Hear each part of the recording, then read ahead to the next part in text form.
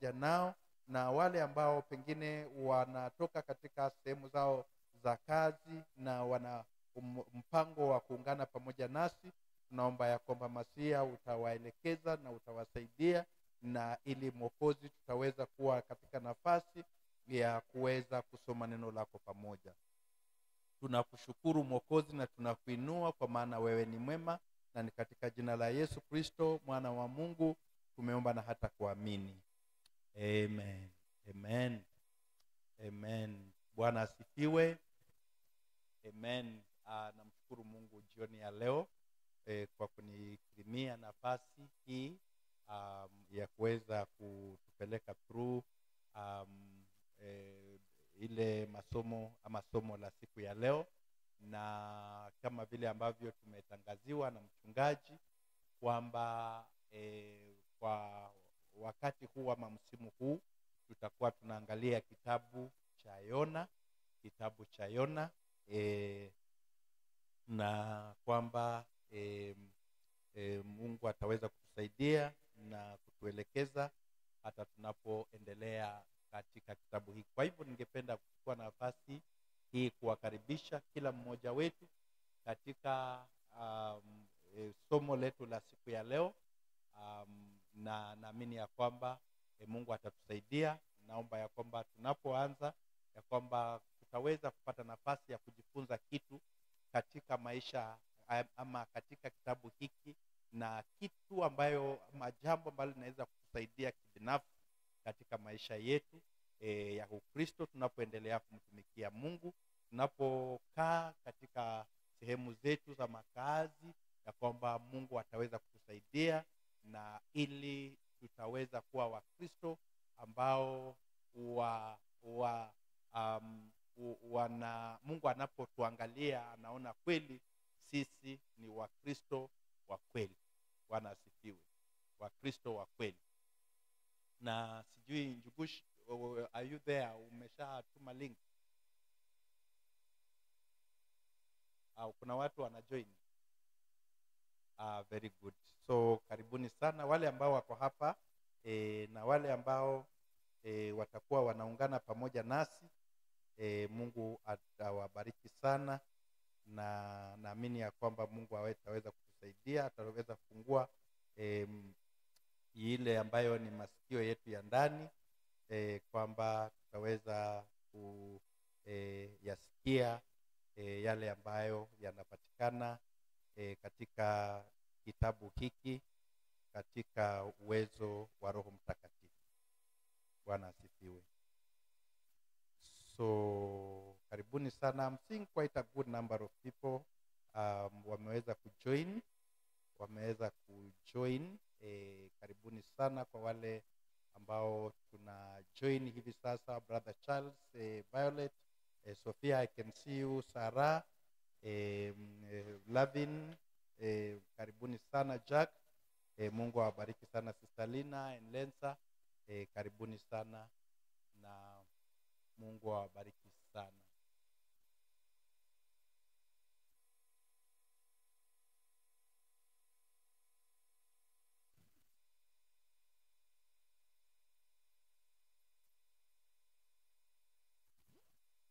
Alright.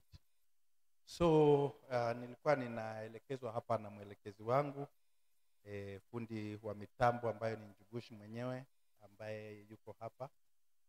So ningependa kusema karibuni sana. We are looking at this book of Jonah, the book of Jonah, na tujue ya kwamba kile ambacho tunastahili kukijua ni kwamba the book of Jonah is among the 12 books of the minor prophets. Na how the minor prophets are found in the Old Testament, ama Agano la Kale. So hiki kitabu ambayo unasikia ni Jonah ni katikati ya vitabu 12 ambavyo ni vimeandikwa na wale wanaitwa the minor prophets. Na how minor prophets, when you talk about minor prophets, vile ambavyo tunafahamu, kwa wale ambao wanafahamu, ni kwamba hawa manabii ni sio ya kwamba walikuwa manabii ambao hadhi yao ilikuwa chini, ya kwamba ni wale manabii ambao ni wa chini, ama hawakuwa wa maana sana kuliko wale manabii wengine, kama wakina Ezekieli, kama wakina Yeremia, kama wale wengine wakina Danieli. Kwa hivyo tunapozungumzia about the minor prophets, inamaanisha ya kwamba wingi wa maandishi yao hayakuwa mengi sana. The volumes of their writings are not as big as the other major prophets, kama Jeremiah, kama Isaiah, kama wakina Daniel, kama wale wengine. Na tunaona ya kwamba ni maandishi machache. Kama unapoangalia kwa mfano kitabu cha Yona, ni maandishi machache sana, ni kama milango 4 tu peke yake, na ni mistari michache sana unapoangalia hata katika zile milango. Kwa hivyo that is what basically means when we talk about the minor prophets. And so the prophets wrote, the writings happened between the 8th and 4th centuries, karne ya 8 hadi karne ya 4, ambayo ilikuwa hayo maandishi ama hao manabii waliweza kuandika haya maandishi ama hivi vitabu. Na ujumbe wao unapoangalia wengi, ujumbe wao ulikuwa unazingatia kuitwa mwito wa Israeli kwa toba, Israeli iweze kutubu, na pia ilikuwa inaonya Israeli kuhusu hukumu ambayo inaweza kupatikana wanapoendelea katika dhambi yao, kwamba unapoendelea katika dhambi yao hukumu itaweza kupatikana. That judgment is actually awaiting them as they continue in their sins, as they continue in their idolatry, as they continue going against the will of God. That judgment awaits them. Judgment awaits them. And these prophets were also giving and sending a word of promise, that God's promise of restoration ama urejesho. Sijui kama hichi chombo changu cha sauti kiko juu kidogo, brother Njibush, unaweza jaribu kiteremsha kidogo, kwamba ile hukumu inawangojea. So kwa hivyo ujumbe wao kwa wingi ni number 1, kwamba Israeli iweze kutubu kutokana na dhambi ambayo walikuwa wanadumu ndani yake, na pia ilikuwa inawaonya kwamba wanapoendelea katika dhambi yao, kwamba adhabu ama hukumu ya Mungu inafanya nini? Inawangojea.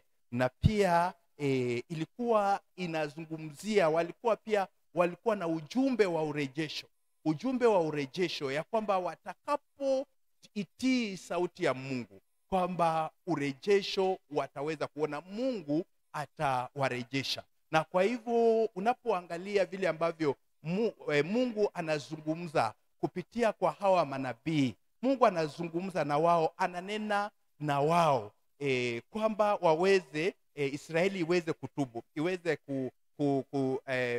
kumrudia. Na hii yaonyesha wazi upendo wa Mungu kwa watu wake.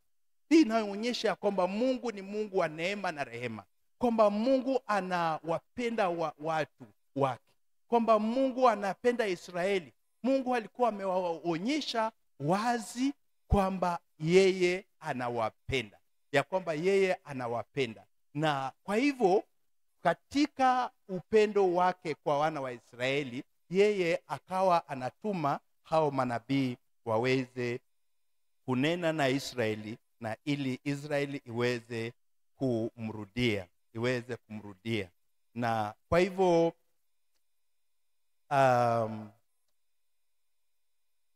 Kwa hivyo unapoangalia hao manabii wengi, unapoangalia kama nabii Yona ni nabii ambaye alikuwa ametoka katika ile ambayo inaitwa the northern kingdom, the northern kingdom. Yeye alikuwa anatoka katika hiyo northern kingdom ambayo ni Israel. Tujue ya kwamba wakati ambapo kulikuwa na mfalme ambaye alikuwa ni Daudi, mfalme mwingine ambaye alikuwa anaitwa Solomon, wakati huo Israeli ilikuwa pamoja, ilikuwa kama taifa moja. Lakini baada ya Solomoni kuweza kufariki, basi kukawa na wale vijana wake.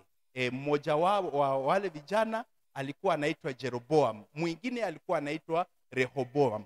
Na hawa wakati ambapo Solomoni alipofariki, basi hawa wawili wakawa wanapigania the resources. And that is still the problem even in the world we are living in today, about the resources. And so these people started fighting over the resources, and that is how now the two kingdoms ziliweza kufanya nini? Kukawa na mgawanyo ambayo ilikuwa the northern kingdom and the southern kingdom. Ile ambayo ni northern kingdom ikachukuliwa na Jeroboam, na ile ingine ambayo ni southern, na hii northern kingdom ilichukua makabila ngapi? 10. Ilichukua kabila 10. Lakini hii ingine southern kingdom ambayo ilikuwa inaitwa Yuda, ilikuwa tuna kabila mbili, ni Yuda na Benjamin, ambao walikuwa kando, walijitenga, wakaweza kuwa kando. Na kwa hivyo the prophet Jonah was from the northern kingdom, na yeye Mungu akawa anamtuma, na ni katikati ni hao manabii wawili, only two prophets from the northern kingdom, that is Hosea and Jonah. Those are the only prophets ambao walikuwa wanatoka katika ile northern kingdom. Unapoangalia wale wengine wote ambao wako kule nyuma, wakina Joel and all other the prophets, the minor prophets, they were from the southern kingdom. Na pia walikuwa wana prophesy ile unabii wao walikuwa wanatumwa na Mungu katika Israeli, katika haya makabila 12 10 ya Israeli. Kwa hivyo tunaona ya kwamba Jonah is unique in his own right, kwa sababu he is from the north, and Hosea was also from the north. Kwa hivyo tunastahili kuelewa hapo vizuri kabisa tunapozungumzia kuhusu these minor prophets. So lazima tujue historia yao, walikuwa wanatoka wapi, walikuwa wamezaliwa wapi, na walikuwa wametumwa na Mungu katika mataifa yapi. Kwa hivyo tunaona hapa kama kwa mfano wakina Obadiah, wakina Amos, wakina Joel, hao wote wakina Mika, Nahum, Habakuk, Zephaniah, hao wote wakina Hagai mpaka wakina Malaki. Kila nabii alikuwa na ujumbe wake ambao alikuwa anafanya nini? Alikuwa ametumwa na Mungu kwa ajili ya watu wake. Kila mtu alikuwa unique na alikuwa na ujumbe wake. Na for example, unapoangalia mtu kama Mika condemned social injustice and promises a future king who will bring righteousness, Na hawa unapoangalia katika unabii wao, wengi wanaangalia, wanatazamia, they are still pointing out to the Messiah, the coming Messiah, our Lord and Savior Jesus Christ. They are pointing to the Messiah, the coming of the Messiah, who is Jesus Christ, the Son of the living God. So they were all pointing at the coming Messiah. So you look at Zephaniah is warning of the coming day of the Lord, calling for repentance and humility. Looking at somebody like Malachi, which is actually the very last, the minor prophets, the writers of the minor prophets. Huyu Malachi, focus yake anaangalia ama mtazamo wake is focusing on the importance of worship, obedience, and the coming of a future messenger who will prepare the way for the Lord. Who will prepare the way for the Lord. So when you look at all these prophets, they are all pointing to the coming Messiah, to our Lord and Savior Jesus Christ, a good number of them. But I want us to go back to our main message for today, the book of Jonah, ambaye tunamwangazia siku hii ya leo. Siku hii ya leo. So, huyu jamaa ambaye anaitwa Jonah, huyu Jonah ni ametoka katika ile ambayo ni kijiji kimoja ambacho kilikuwa kinaitwa Gath-Hefer. And this it was in Galilee. It's a very small village. It was a very small village near Nazareth. And the bigger area now was Galilee. It was in Galilee. Na najua ya kwamba wengine wetu tuko na historia ama tumesoma kuhusu Nazareth. Tunajua ya kwamba hapo Nazareth ndio mahali ambapo Bwana wetu Yesu Kristo wakati ambapo amezaliwa alichukua wakati mwingi. That is where the village or the place where he grew up in Nazareth. And so and now looking at Galilee, it was now a bigger region where villages, the places like Nazareth ilikuwa mahali ambapo ilikuwa. But now when we are talking about the village, the place where this prophet Jonah was born, it was from a very, very small town called Gath-Hefer. Kama jinsi ambavyo unaweza ona kuna Olympic, and then there was the Sarangombe, alafu hizo zote zinapatikana maybe in a bigger region like Nairobi, a bigger region like Nairobi. So we are seeing this a prophet coming from a very, very small town called Gath-Hefer, mahali ambapo alikuwa amezaliwa. And you can find that in Kings. Second Kings also talking about that, chapter number 14, verse number 25. And so this makes Jonah one of the few prophets who hailed from the northern kingdom of Israel.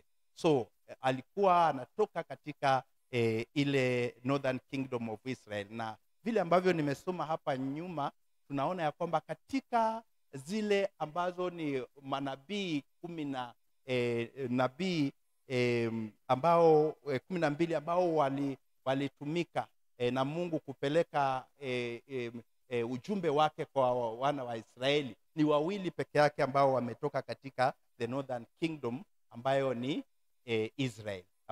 Israel. Ukumbuke ya kwamba kuna northern na kuna southern. And southern ni Yuda pamoja na Benjamin. Hizo zote ziko pamoja.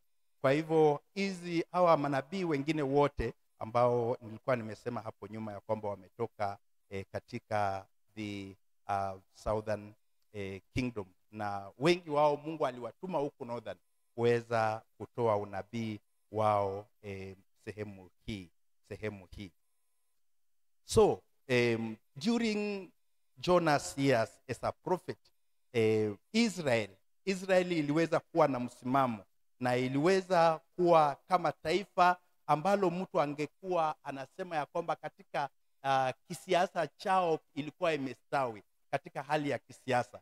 Na wakati huo Yona alikuwa anatoa unabii wake, alikuwa anatoa unabii wakati ambao yule Jeroboam wa pili alikuwa anatawala Israeli. Kwa hivyo Israeli ilikuwa imestawi, mtu unaweza kusema kisiasa. Hata walikuwa wamepanuka sana, walikuwa wamejinyakulia sehemu kadha wa kadha, na katika hali politically speaking they were doing very well, but not spiritually. Politically speaking walikuwa wanaendelea wanafanya vizuri kabisa.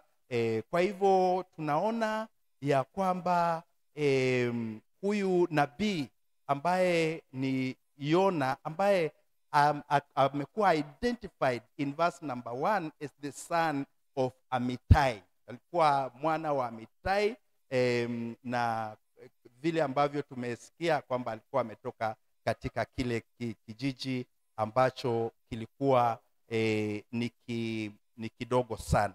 And so we have also said that politically speaking they were doing very well, lakini sio katika area ya kiroho.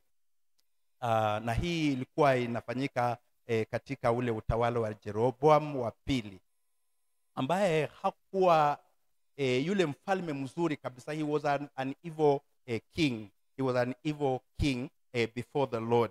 Na aliona ama alifuatilia kuona ya kwamba Israel imepanuka kama tu jinsi ambavyo mataifa mengine ambayo unaweza ona kama taifa kama Libya, wakati ambayo ilikuwa inaongozwa na yule jamaa ambaye alishikwa. They were doing just okay. Inasemekana ya kwamba alikuwa yule ambaye alikuwa the president of that particular nation, I'm forgetting about his name.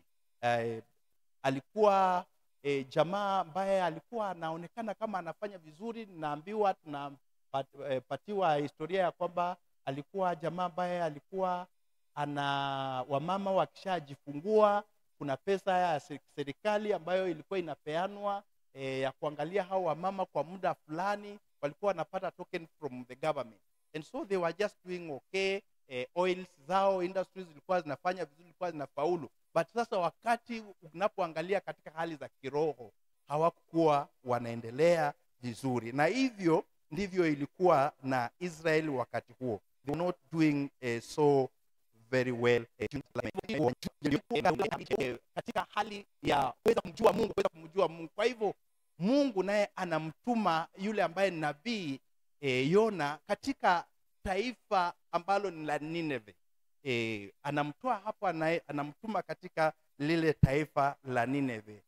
Kule ndiko anamtuma na anampeleka ili aweze kupeleka ujumbe wake kule Nineve. Na tumesikia, naamini ya kwamba umesoma na umesikia yale ambayo yalijiri katika kitabu hiki. And however, rather than direct Jonah to prophesy to his own people, God commissioned him to the Assyrian capital of Nineveh. That is where God sent him. At first, unwilling to make the journey southeast to deliver God's message, Jonah turned and aimed to the farthest westward point known to him, and that is Tarshish, located in the modern day of Spain. That is where the prophet opted to go. He was running away. He was not going direct to the place where God had sent him. God had sent him to Nineveh. But now he opted to go to this place called Tarshish. And so what was the reason? What was the real reason Jonah didn't want to go to Nineveh? And that's a big question. Why did Jonah, why did he refuse to go to Nineveh. The prophet knew very well. He knew very well because he was a prophet of God. He was a God-fearing man. And he knew very well that the Lord was holy. And when you look at Exodus chapter number 34, verse number 6 to 7, where it says the Lord is holy. Yes, but he's also slow to anger, abounding in steadfast love, and eager to forgive iniquity. And you can find the same in the book of Micah chapter 7 verse 18, and then also Lamentation chapter 3 verse number 22. And Jonah never wanted to go to Nineveh in the first place because he did not want to see these people, the people of Nineveh, turn from their sin. He wanted them to be punished of their sins. Whatever was happening there, the cry of the people of that nation ilikuwa imemfikia nani? Ilikuwa imemfikia Mungu. And so there was kind of a hatred between where Jonah was coming from and the Ninevites in Nineveh. And so Jonah did not want them to repent of their sins because he knew that God, he was slow to anger. Yeye ni Mungu wa neema na rehema teletele. Kwa hivyo he knew that God would forgive them, but he wanted them to get that punishment. And that was a common stand of Israel. So he was just representing their common stand. And they wanted them to be punished of their sins. And so after God eventually turned to Jonah, or turned him to the right direction, the prophet obediently prophesied to the people of Nineveh. He prophesied to the people of Nineveh. And we are going to see, as we read the very chapter number 1, there are only 4 chapters. We are going to read chapter number 1. And we are going to see the whole story. I'm not going to get into those chapters and what is in chapter number 1. But I'm just giving you a summary. I'm just trying to help us understand more about this particular prophet and his mission. And so, Jonah finally finds his way to Nineveh. He goes to Nineveh. And in Nineveh, he finds, or he gets this king, ambaye anaitwa Shudan the third. Yeye ndiye alikuwa ambaye ni mfalme pale. Yeye alikuwa mfalme pale Assyria. Na tujue ya kwamba Nineveh was the capital city of Syria at that particular moment, or at that particular time. And so the king there was this man called Ashudan the third. Na Israeli ilikuwa inajua vizuri that this Assyria had been politically weakened. And so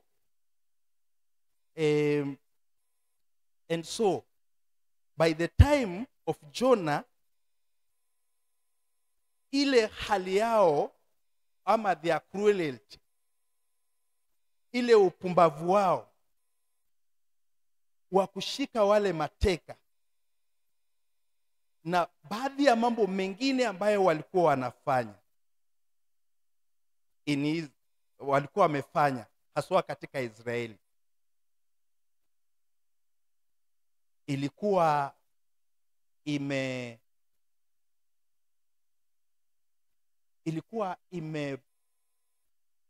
imefanya wafikie katika nafasi ya kuweza kutubu, ya kuweza kupata ujumbe, kupokea ujumbe na kuweza kutubu kwa hali ambayo, jinsi ambavyo hali ilivyokuwa mahali pale. Kwa hivyo tunaona ya kwamba wakati ambapo Yona anafika na ule ujumbe, kwamba the Ninevites waliweza kupokea ule ujumbe, waliweza kuupokea na wakaupokea kwa uzito kabisa.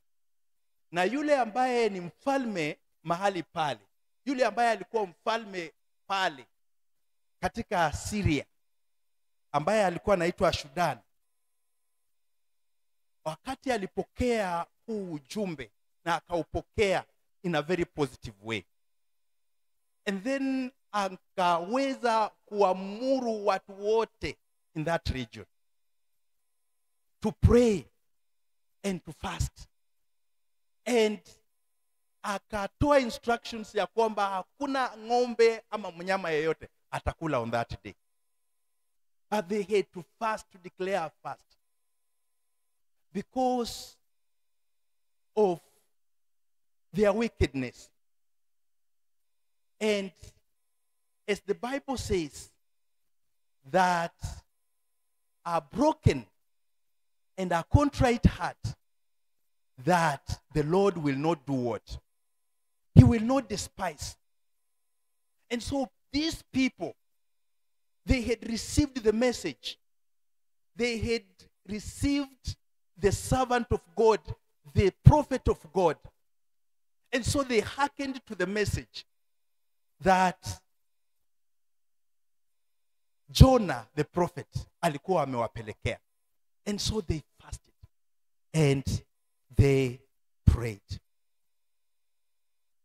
And so we are seeing this particular book, prophet, akawa wa muhimu sana among other prophets. Na sema ya kwamba ni wa muhimu, ni mkubwa kuliko the other minor prophets. Lakini Jonah was one of the only 4 writing prophets that Jesus mentioned by name during his earthly ministry. During his earthly ministry. Mentioned Isaiah, Daniel, and Zechariah were others that Jesus mentioned. But Jonah received more than a mere mention. Jesus actually identified himself with the prophet's 3-day time in the belly of the great fish, noting it as a foreshadowing of his own death, when Jesus would spend 3 days in the heart of the earth before his resurrection.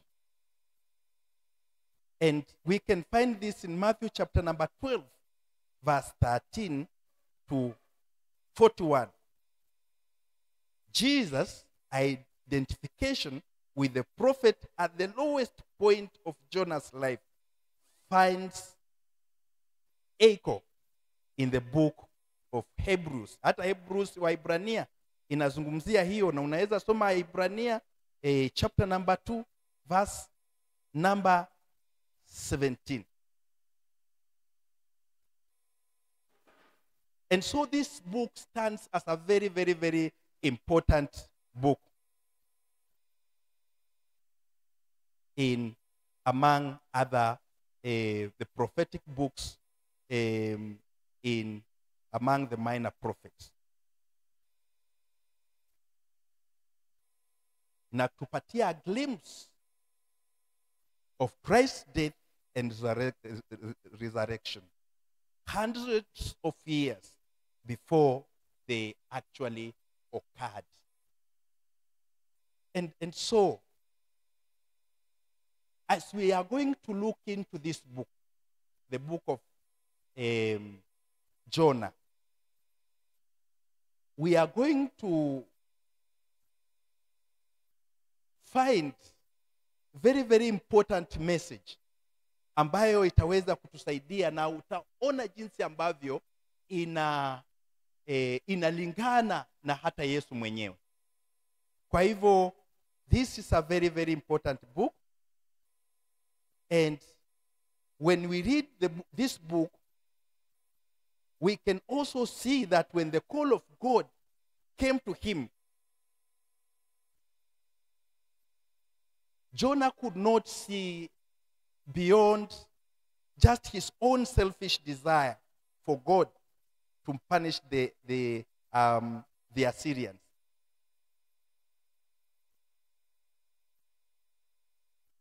He's like, how could God want him to take a message of mercy to such people? How? And so before he could actually go, before he could actually get the message to the Ninevites, he had to learn something about the mercy of the Lord through his fight or through his flight to Tarshish.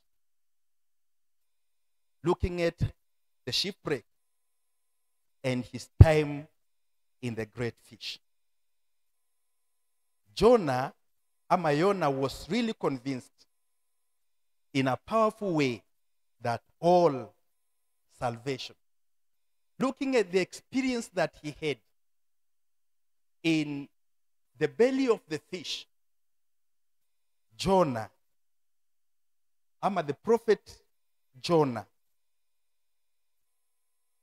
was really convinced in a powerful way that all salvation comes from the Lord. And we are going to see that later on in Jonah chapter 2, verse number 9.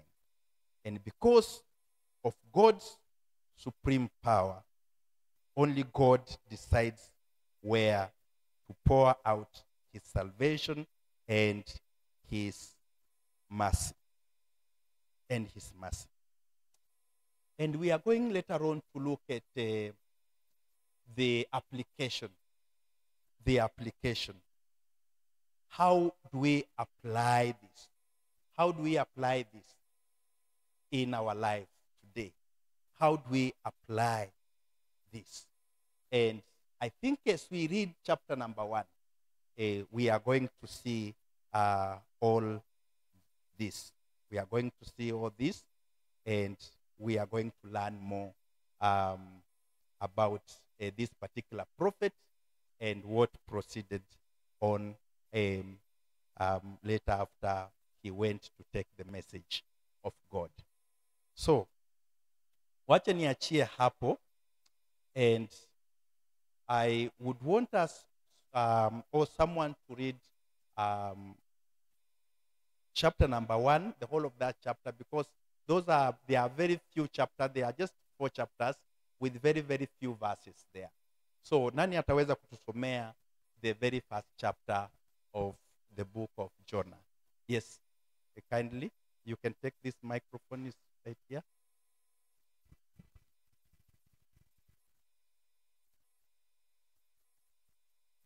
Jonah chapter 1.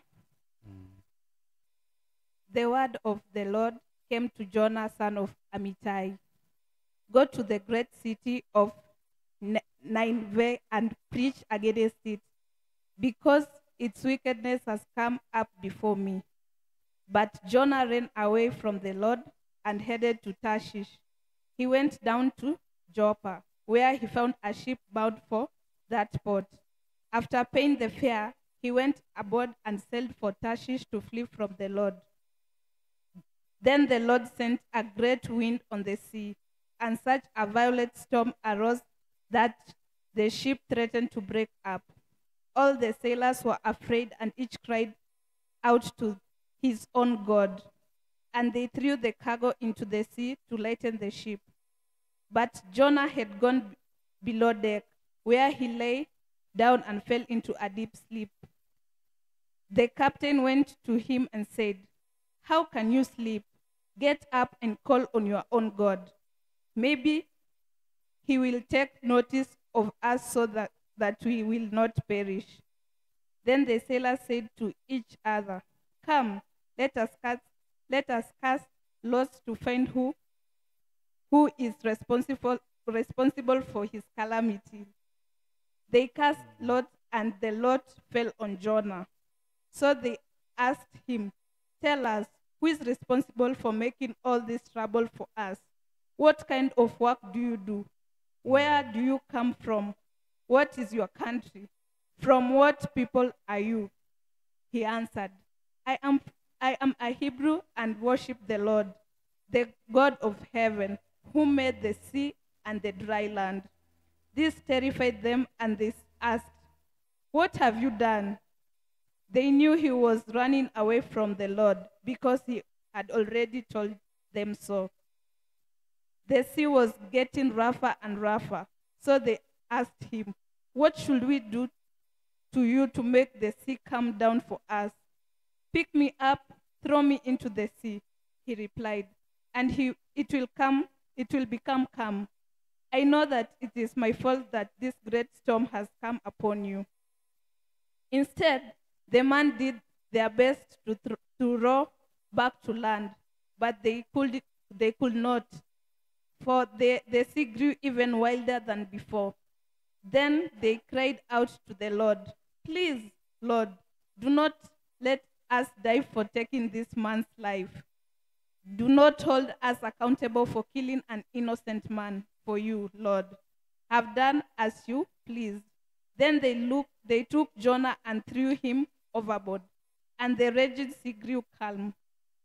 At this the man greatly feared the Lord, and they offered a sacrifice to the Lord and made vows to him. Amen. Wow. Hii ni ujumbe mkali sana. And so we see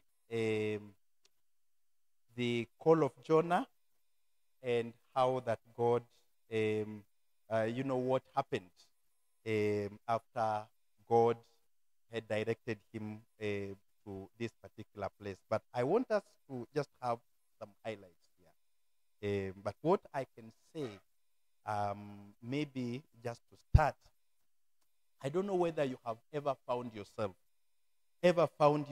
fighting God and fighting his mission. I mean, your desires zina push, the pulling you away kutoka kwa the desires of God. And I think this is what we are seeing here. That the desire of man, who is the prophet, zina pull away kutoka kwa desires zile ambazo Mungu, ama ujumbe ambao Mungu alikuwa nao kwa huyu ama kwa hawa the Ninevites. Na kweli alionekana kama ameshinda, akifanya nini? Akielekea kule Tarshish. Alikuwa anaonekana ameshinda. Tayari amesha board ile gari ambayo inaenda kule Tarshish. Tayari inaendelea. Na jamaa ameenda pale mpaka pale kindini kule katika ile boat. Yeye merikebu ile amelala mahali pale. Anaonekana kama safari yake, na amepata mpaka amani, analala pale chini, amechukuliwa na usingizi, jamaa amelala. Kwa hivyo there's a lot that we are going to see, and especially the desires, how desires of man zinaweza kosa kuwa ni zile desires ambazo Mungu ako nazo. Na tunaona hapa msukumo wa kivutano. Maana Mungu anataka aende Jopa, aende kule Nineve, na jamaa anaamua ya kwamba aende wapi? Aende kule Tarshish. So, bila kuongea mambo mengi hapo, I would want us to give us quite some highlights. Najua ya kwamba umeweza kusoma, but let's give our highlights, like what we have actually learned ama seen in this particular chapter number 1 of the book of John. Haya, nani atakuwa wa kwanza jameni? Na wale watu ambao wako online, ninawaona kama kuna mtu hata atahitaji kupeana highlight yake, tunaweza kupatia nafasi uweze kutupatia, maana ninaona quite a good number of people ambao wako online. Yes, you just take maybe a minute or so. Kindly give him the microphone, brother Nicholas. Bwana sifiwe. Amen. Hii Bible yenyewe, hii kitabu ya Yona inaelekea kulipana na ile tulitoka.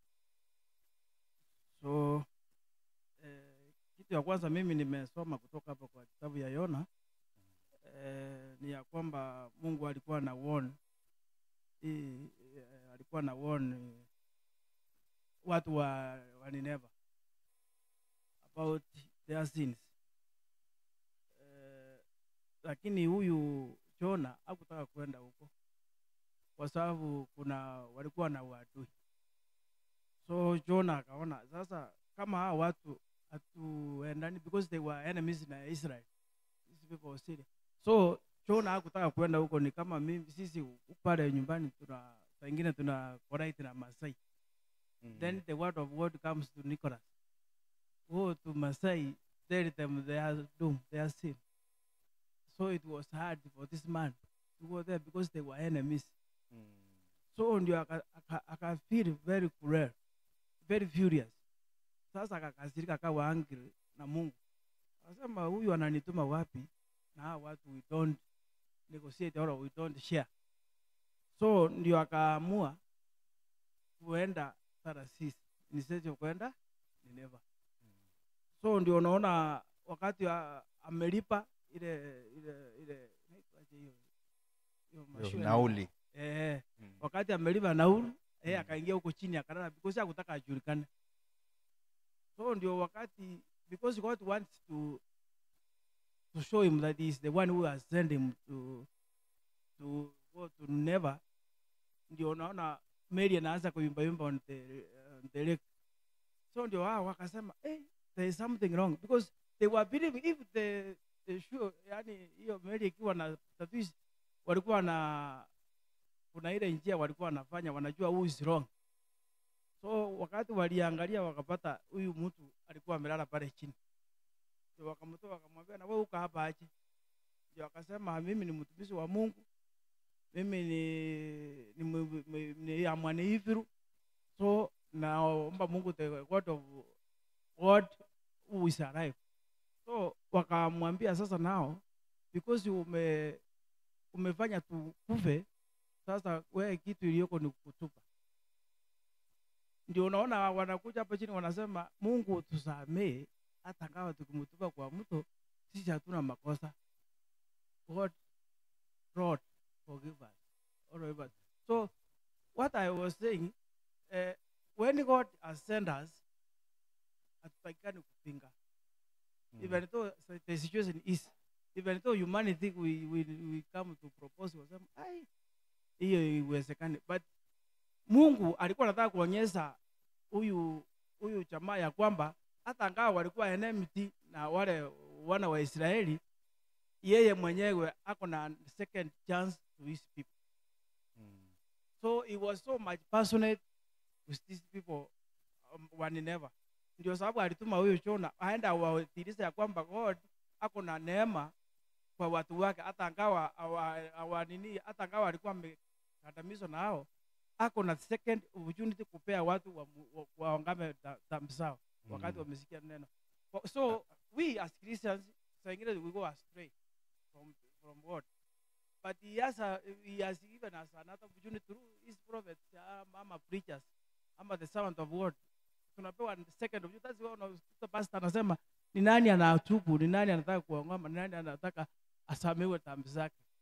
Hata kama tumejikisa Mungu, he has a second opportunity, take a second chance to us, na anatusamee ambaye tunaendelea na yeye. Asante brother Nicholas. Na kweli umepeana hapo mfano mzuri sana, vile ambavyo we have all been seeing what is happening around the borders of Kisii, the Kilgoris and the other part of Masai, and how people have been fighting there. and there has been some kind of enmity between these two people. And so kweli vile ambavyo umeona, mtu angeweza kuona ya kwamba ninaweza kutumwa namna gani kwa watu kama hao. Hawa watu wametuibia ng'ombe, hawa watu wamefanya hii ama ile ingine, hawa watu wamejulikana pengine ni wezi ama ni hivi ama vile vingine. So anashangaa Mungu anamtuma namna gani. Mungu anamtuma, lakini baadaye vile ambavyo umeelezea, najua ulikuwa unajaribu kusummarize the whole thing, lakini baadaye vile unamalizia kusema ni kwamba tunaona Mungu wa rehema. Tunaona Mungu wa rehema ambaye bado anaweza kuipatia nafasi watu wake tena waweze kutubu, na wanapotubu aweze kuwasamehe. Maana Mungu hatoi hukumu tu, Mungu pia ni Mungu wa urejesho. Angependa kuturejesha, angependa watu wake watoke katika dhambi zao na aweze kuwarejesha, aweze kuwabariki, aweze kuwainua, aweze kuwa Mungu wao tena, aweze kuwa rafiki yao tena. Kwa hivyo tunaona hii ikitokelezea vizuri kabisa katika like what our brother is talking about. God who is merciful, God who is gracious, and God who loves. We are seeing the love of God. God loving these people, like Pastor was teaching us, loving the unlovables. Those people that ambao hawaonekani kama wanaweza upendwa, tunaona ya kwamba tena Mungu anawapenda, Mungu anawafikiria, Mungu akona mipango mizuri juu ya maisha yao. Na asante brother Nicholas kwa hiyo. Who is next? I have seen Teacher Ida. I have seen Teacher Ida. Mkono wako nimekuona, and kindly give us a highlight before tupate ile highlight ya wale watu ambao wako hapa. Teacher, please, you can unmute.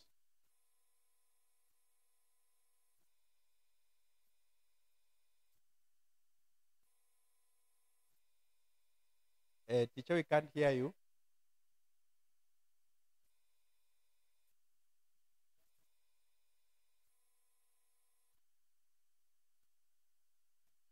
Anaongea?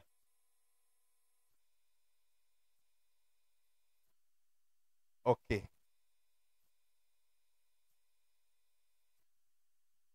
Teacher, go ahead.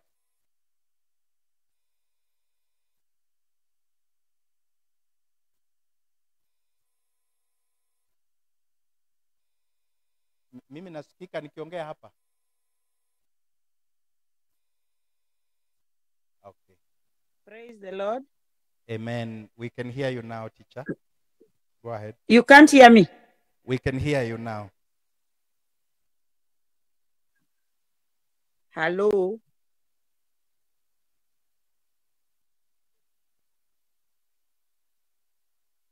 Hello. Oh, you can hear me now? Yes. Can you hear me? We can hear you, teacher. We unasikika. All right, for me,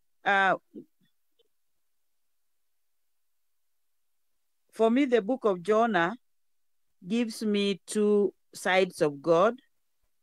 One is the seriousness with which he takes his work. You cannot change whether you try to. I am going on. I am moving on.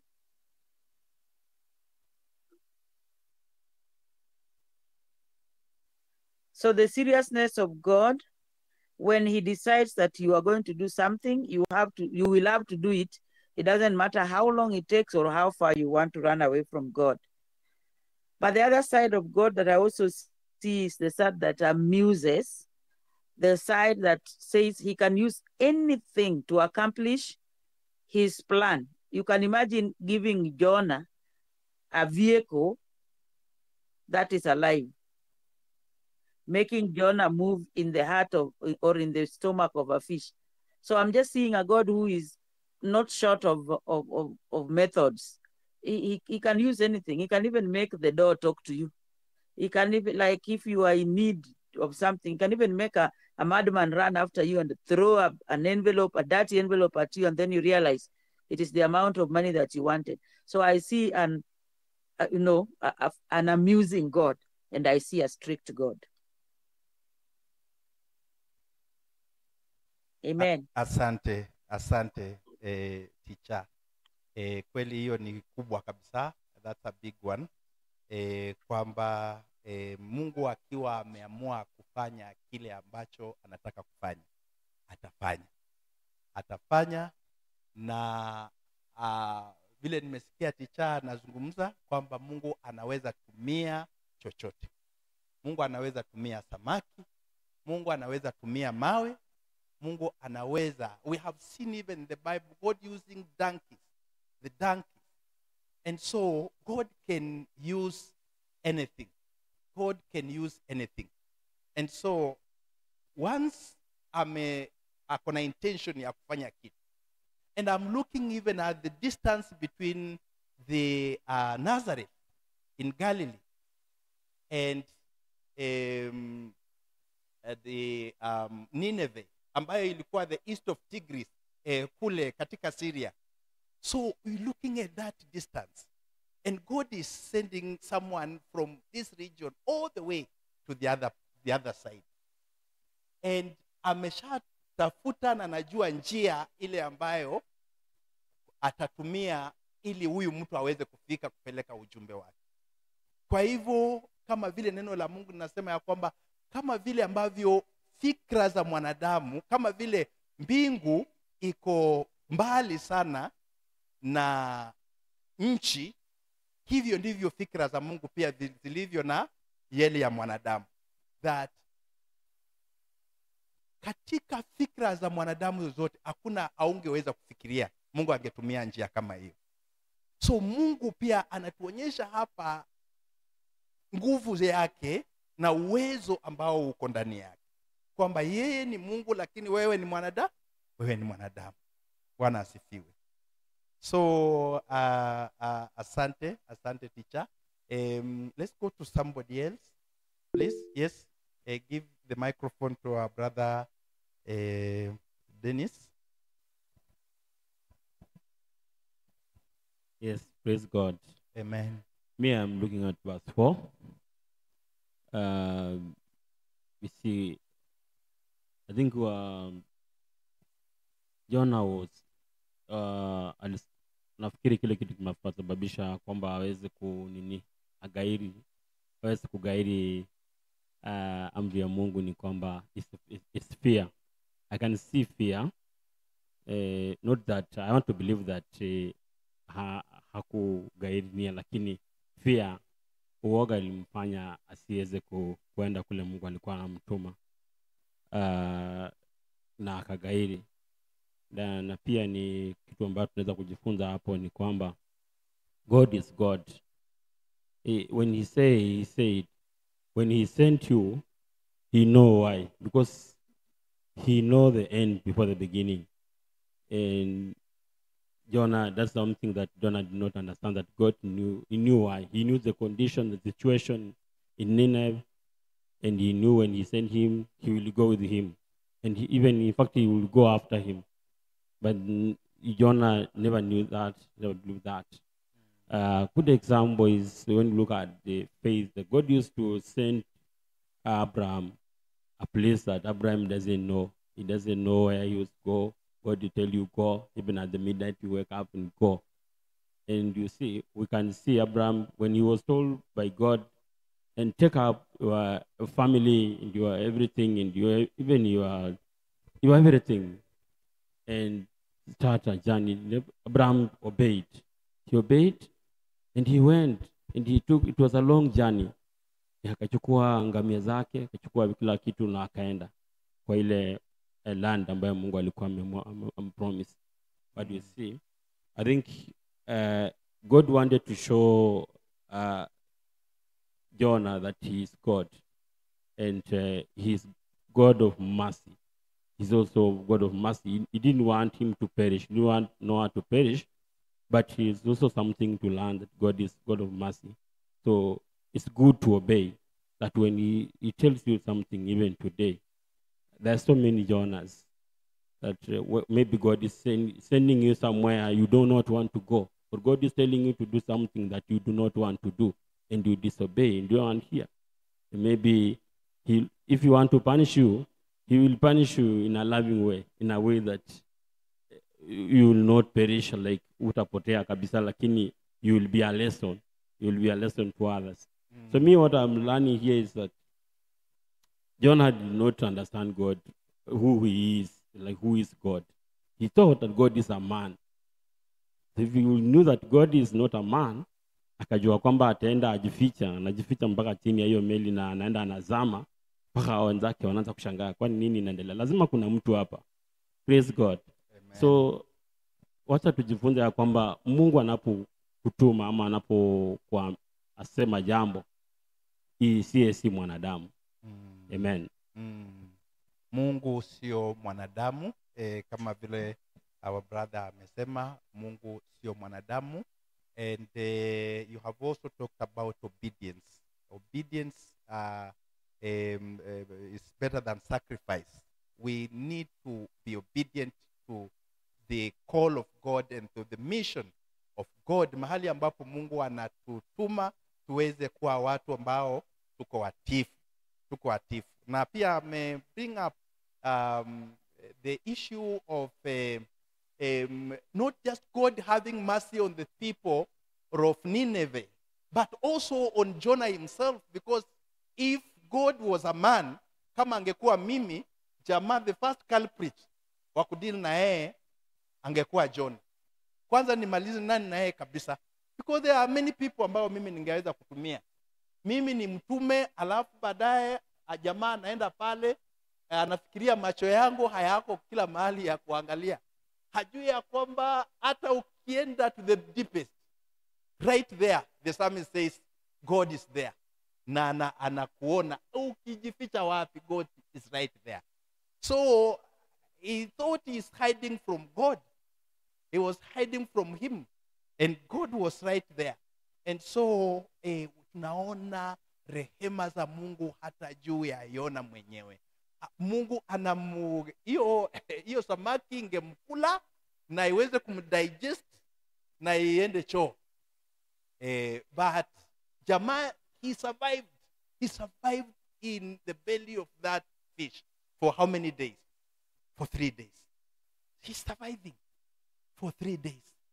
And later on, tutaona in chapter number 2, yale vile jamaa analia, vile jamaa anatubu mbele ya Mungu. Kwa hivyo, God is a God of second chance. Na anaweza kupatia nafasi nyingine na uweze kupeana ujumbe ama uweze kupeana habari zake mahali ambapo Mungu anataka uweze kupeana. Asante brother. My brother. Yes. We can never hide from God. This is seen when the sailors were calling upon their gods and they were casting out their lords. I don't know the meaning of those lords. So their gods, they didn't have power, but they could manage to call on Jonah, who brought the storm. Yeah. Asante. Asante sana kwa hiyo. We can never run away from God, and God is right there. Na wakati kama ametuma, lazima tuende, and he was in charge. He was able to direct those people. Kwa huyu jamaa mmoja, the culprit, ambaye alikuwa katika ile merikebu, akawa direct, na zile lots zenye waliweza kunizo zilianguka kwa nani? Kwa Yona. So hakuna vile kungeenda kwa njia nyingine. Lazima Mungu angetafuta njia ya kumpata this man ambaye ni Jonah, and alimpata, na yeye, thank God that Yona aliweza kupokea hiyo nafasi na yeye akapeleka ile misheni. Somebody else? watu ambao wako online, kama kuna mtu mwingine ukiinua mkono wako nitaweza kuona. Can I go? Yes, yes, kindly. Um, I think my first highlight comes from verse 2. It says, "But Jonah rose to flee to Tarshish from the presence of the Lord." And then my other highlight is gonna come from verse 8.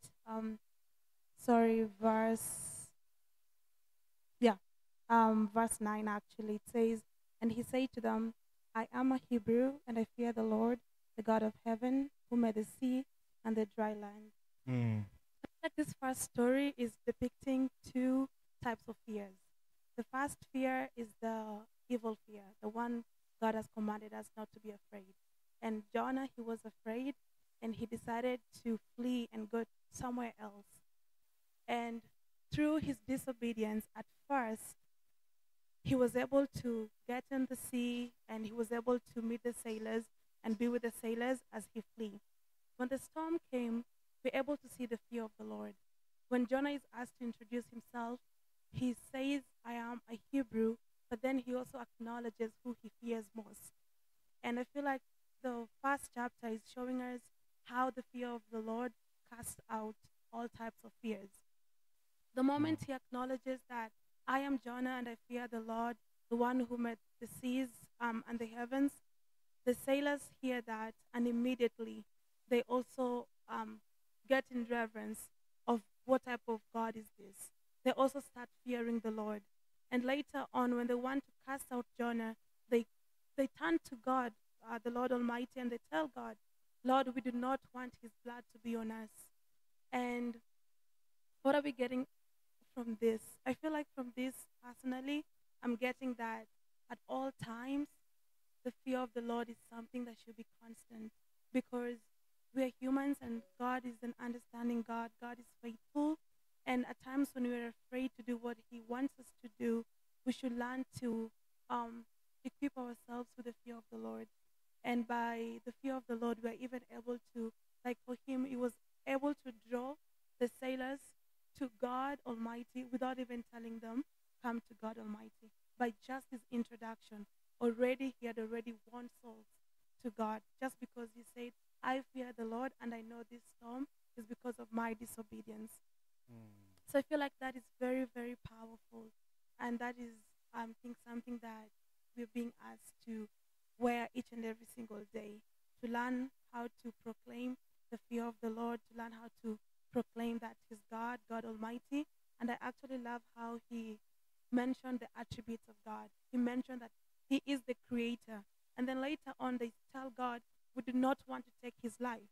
That means they heard that this is God, the creator, and we have no authority to take his life because they did not create life itself.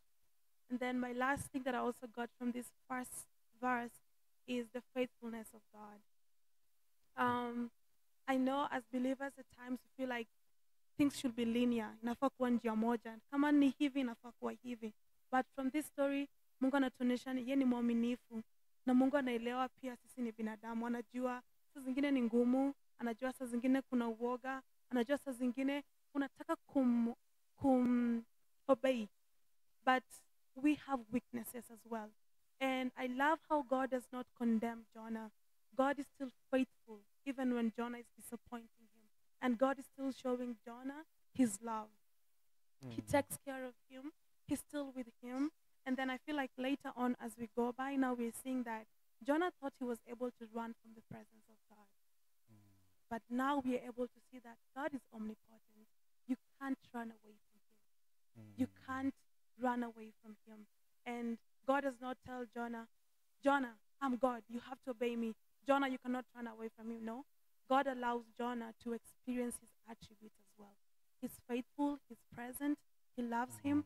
But at the end of the day, he still has to do his own will. So I feel like that was a very loud and speaking highlight for me. Yeah. Thank you so much. Thank you so very much. And I love like what you have said when you talk about Jonah revealing the identity, his identity. He reveals his identity. I am a Hebrew. I am a worshiper of God, the one who created the earth, who is the creator. So he is revealing his identity. He never, you know, he never, you know, he did not hide his identity. He's revealing, he was sincere. He was sincere with those people. You know, kama angekuwa mtu mwingine angeweza kusema mimi niko hivi, angebahatisha, lakini ana reveal his identity. Hata hapo anasema ya kwamba mimi ni Mwibrania, na mimi nampenda Mungu na namwabudu Mungu, yeye muumba mwenye aliumba kila kitu. Kwa hivyo there's a lot again to learn from there. And who are you? Wewe unajita nini?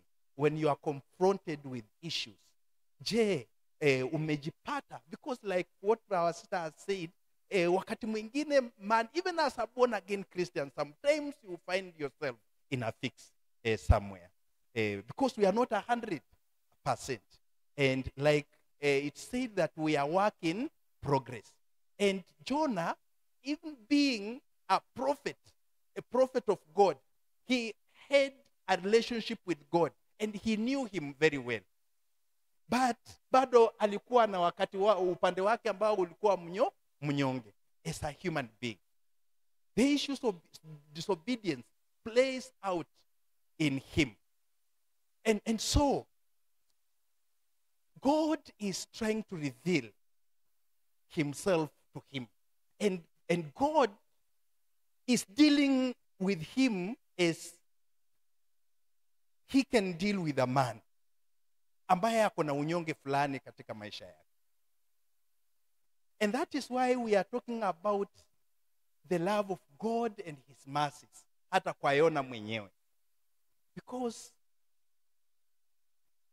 if I have had a relationship with God and Mungu ameona ni mimi anastahili kutuma, and then ninakataa kwenda mahali ananituma, and then niamue kwenda mahali pengine, and then nijaribu kama najua alijua ya kwamba huyu Mungu pia ako kila mahali, and then he decides to go kule chini, and God anamtoanisha kule chini kupitia kwa hii Lot ya kwamba yuko mtu amelala hapa, huyu mtu lazima tutambue huyu mtu analala hapa namna gani.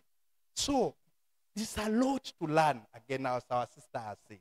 There's a lot to learn from just that particular story in that area, ambayo yeye anazungumzia kwamba mimi ni Mwebrania, na kulingana na yeye, kama kulingana na title yake na identity yake, then angekuwa mtu angefanya kitu tofauti, lakini bado tunamuona pale akiwa na unyonge wake, akiwa anafanya kazi zingine kinyume na kile ambacho Mungu alikuwa amemuita. Yes, Elder Mark. Sorry? Oh, okay. Silva will give you, we are 5 minutes away from finishing. So after Elder Mark, we are going to give Silva. Ningependa kusema ya kwamba huwezi jificha uso wa Bwana. Wakati Jona alikuwa anakimbia, Mungu alikuwa huko, Mungu alikuwa kila mahali. Na hii story ya Jona wakati nilikuwa nasoma, ilikuwa ina represent story ya Yesu Kristo.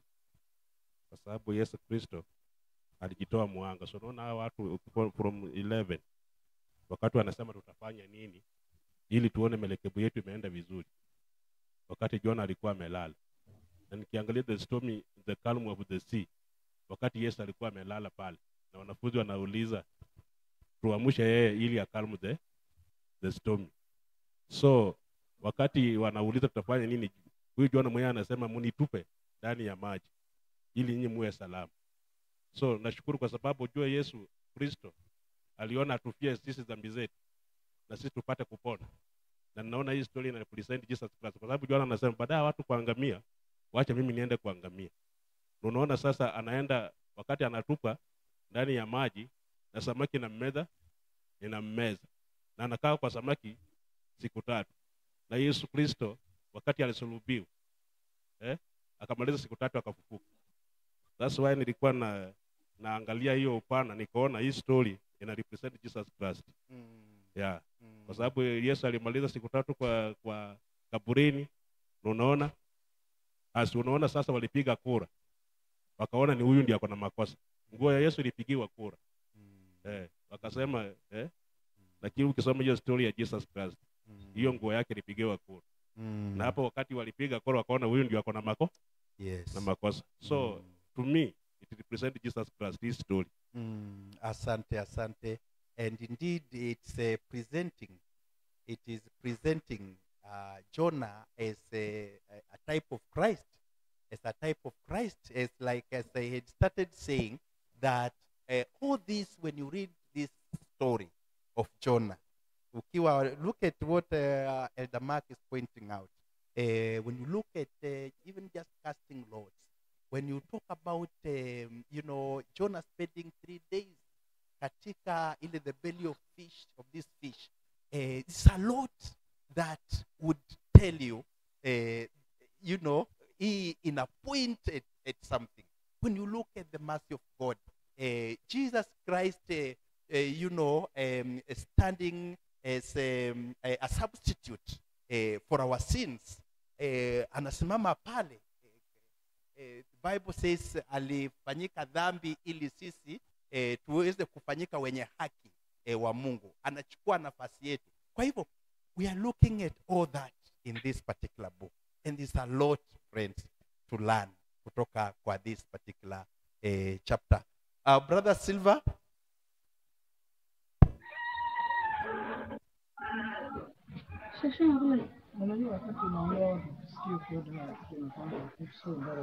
Silva, are you there?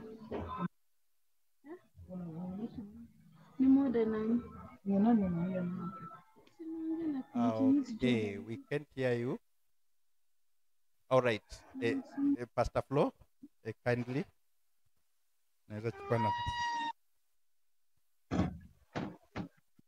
Praise the Lord. Amen. Yeah, for me, as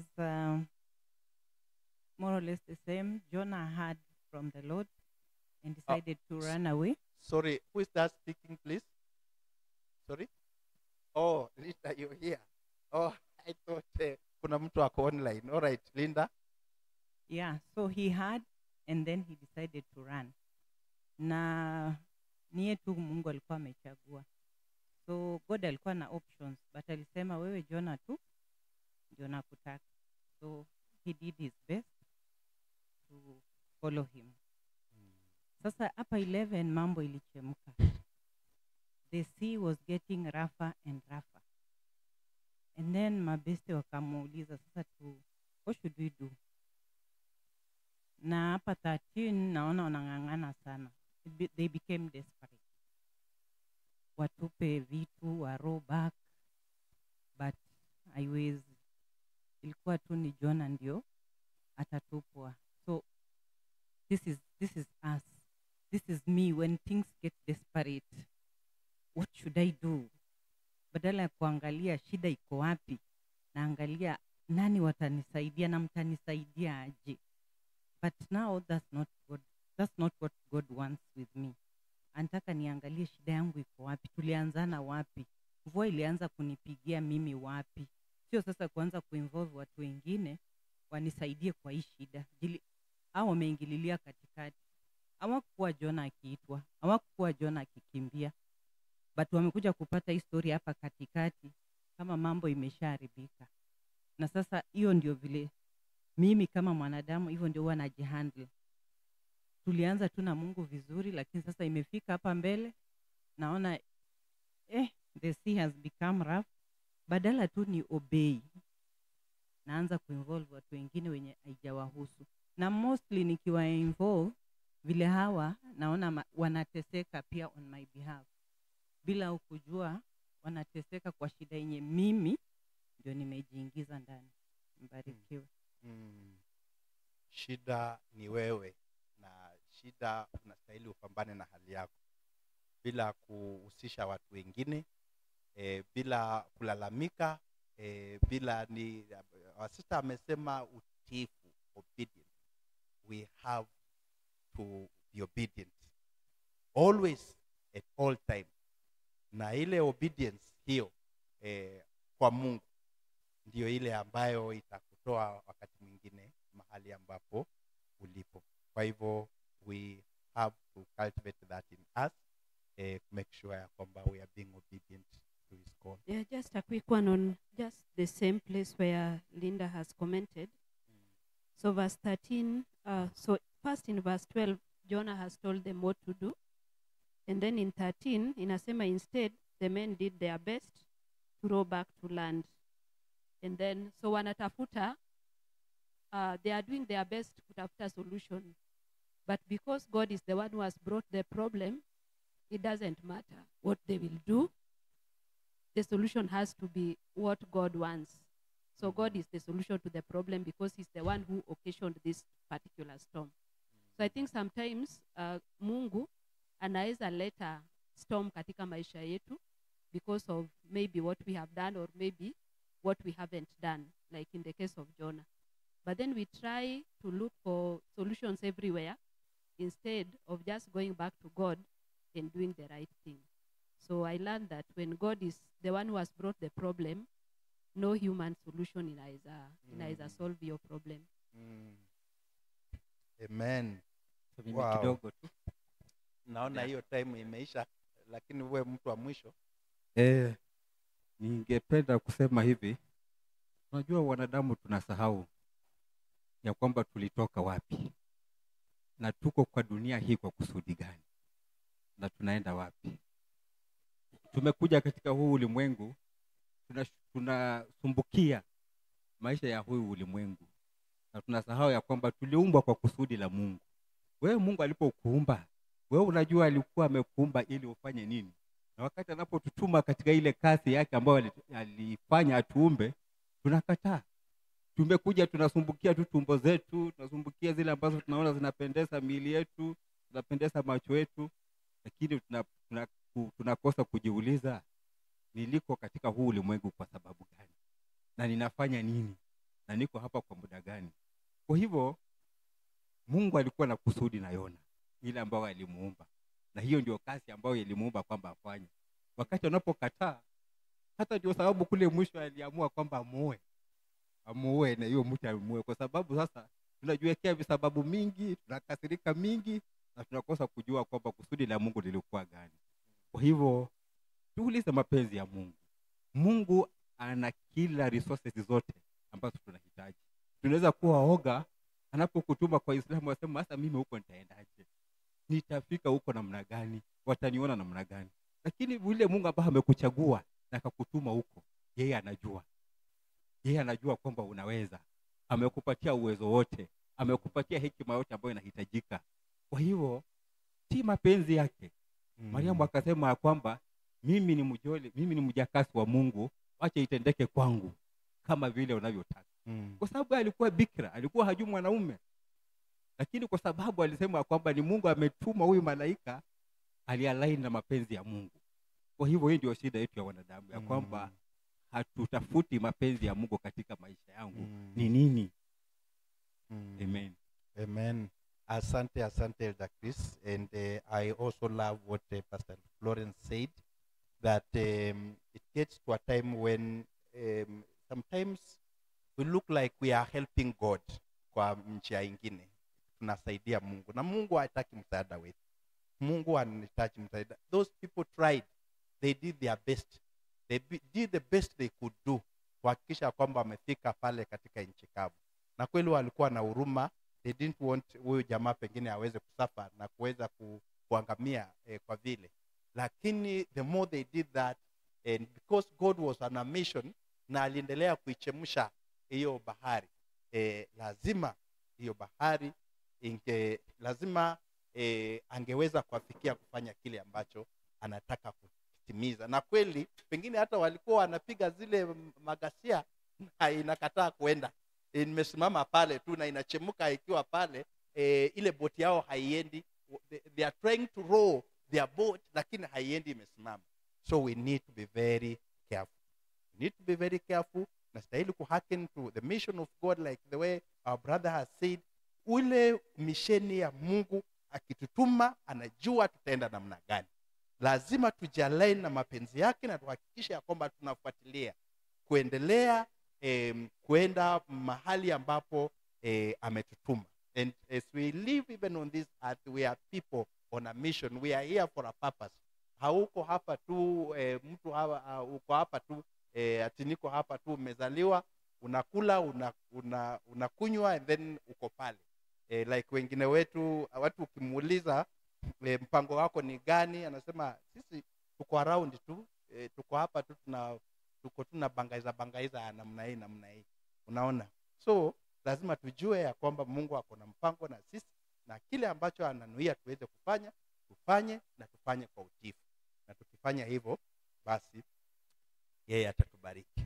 Baba Mungu, wewe mtakatifu, uishie milele, kwa jina la Yesu.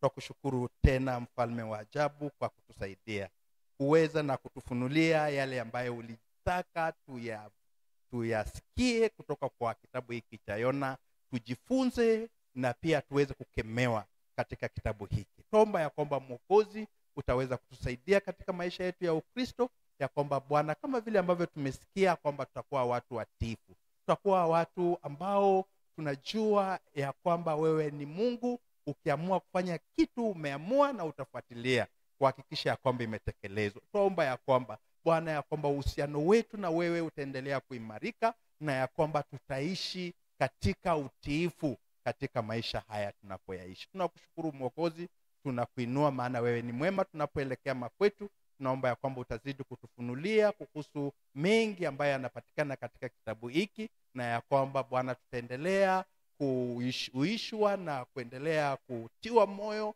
na hata kuendelea na hii safari. Tunakushukuru Mwokozi na tunakuinua kwa maana wewe ni mwema. Katika jina la Yesu tumeomba na hata kuamini.